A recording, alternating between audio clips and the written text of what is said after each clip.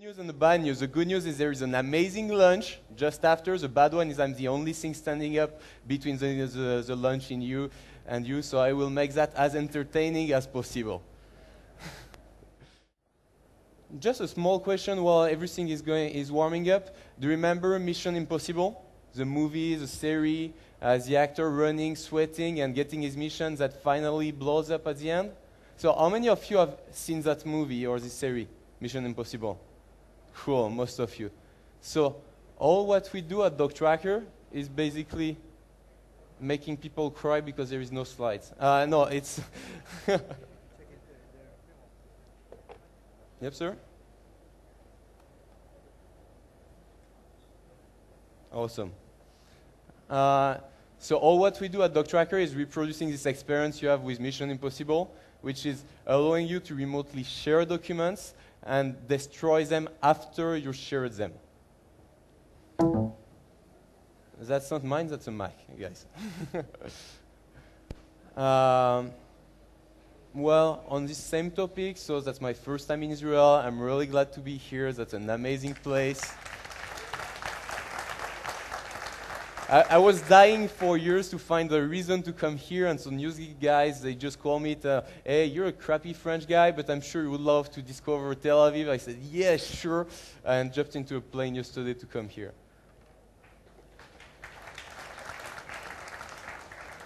On the same topic, I'm looking for places to have a nice lunch and try nice hummus, so I have a booth just upstairs, so if you have some recommendation, don't hesitate to come and advise anything on the same topic. And if I need to set up something, just let me know.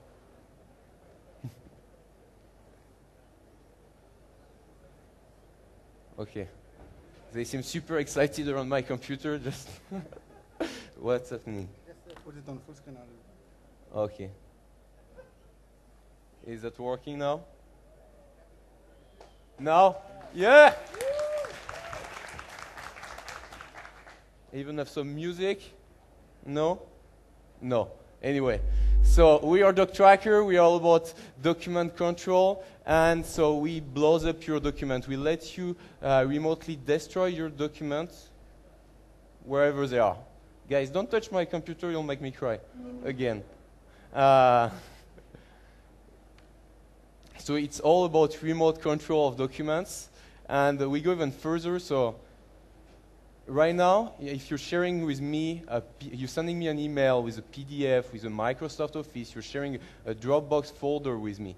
At the second I get this data, it's gone for you, it's loose. You don't have any control of what I'm doing with this information.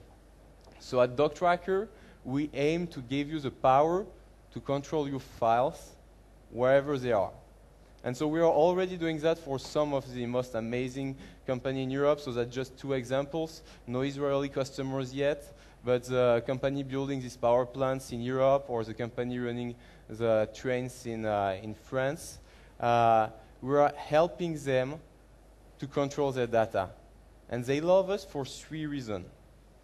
Oh, by the way, so we went through Techstars in the US, just raised $2 million. Are being deployed to 80,000 people, and in a couple of months generated $150,000 in revenue.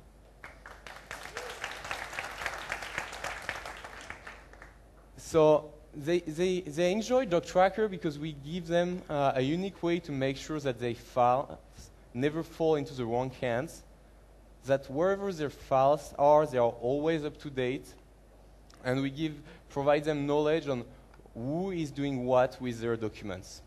So we do what we call remote document management. And we do that all in real time without having you to install anything on your computer. So we do that as a service. We do remote document management as a service. So that means basically you have a file and you will be able remotely to destroy it, update it, and know exactly what people are doing. So that's the fifth time I'm repeating the same thing, so I'm sure to see what it looks like. So that's a PDF file protected by Doctrackr. I'm opening it with Adobe Reader, and what happened is that the second I want to open it, it connects over the internet to check if I'm allowed or not to access the content. And if yes, it displays the content. But that also means that through a single click over a web platform, I'll be able to change remotely the behavior of this document. Here I'm removing access to all readers. I've disabled this file wherever it resides, which means the same file on my hard drive is not anymore readable. It has been terminated. We have these files that are spread all over the places with actions all over the internet to impact to change the behavior of it. And we go even further. We let you know exactly what people are doing with them, how much time they read it, who accessed it, when, where, all these informations. And what I like here is we are not only about customers, which we are also about solving this issue for some of the most amazing platforms on the internet. And some of them, like Box, for instance, are a really huge partner for us. They were just showcasing us in San Francisco last week at their customer conference. We received amazing support from their team, even from their CEO directly. And so now, all your files within a Box are potentially 2 clicks away from Doctrackr. All your files, if you're using Box, you can protect them with Doctrackr. So behind the scenes, there is what we call an A-team. There is Alex and myself, who were previously working in the innovation lab of one of the security companies in Europe.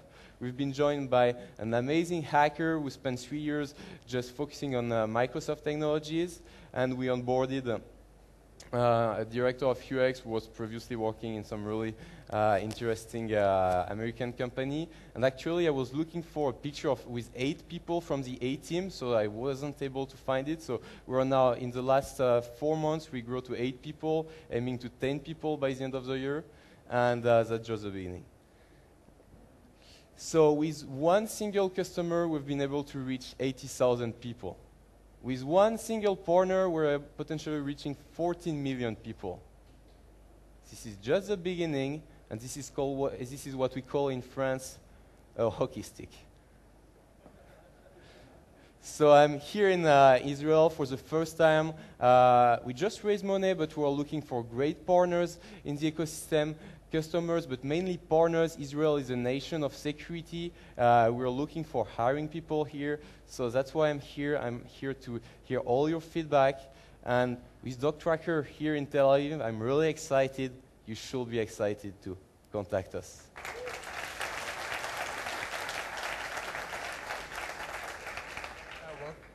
Welcome to Israel. That's the most important part, right? So, and no need for Israeli customers. We're notoriously cheap. So, channels, yes. Customers, yeah. Anyways, so I think the only and congratulations about the relationships that you've been able to establish. If you look, so I just realized at the last slide, 80,000 users is from a single customer, correct? It's from a single customer, yeah. So if you look at your distribution strategy or sales strategy, are you looking at this as a partner-driven sales strategy, or are you looking to do a low-cost type of direct marketing or enterprise type sales? I guess the 80,000 were previous relationships that you guys had. Yeah, so that's a good question. So we just launched last week our first SMB consumer part of the business. So far, so good. I can't disclose numbers right now, but we get a real support from the sales team of the channel partner. So that's mainly a channel partner-driven play. So we're not aiming to compete with any document management system, but we are really aiming to build the security layers on top of platforms to answer the simple questions. What happens to your files once they leave Box, once they leave Dropbox, once they leave my mailbox, my Gmail? This is what we aim to answer. First of all, welcome to Israel. Great presentation. You handled a glitch in the presentation with great skills, so kudos. Yep, you can feel free. That was only for you if I did that.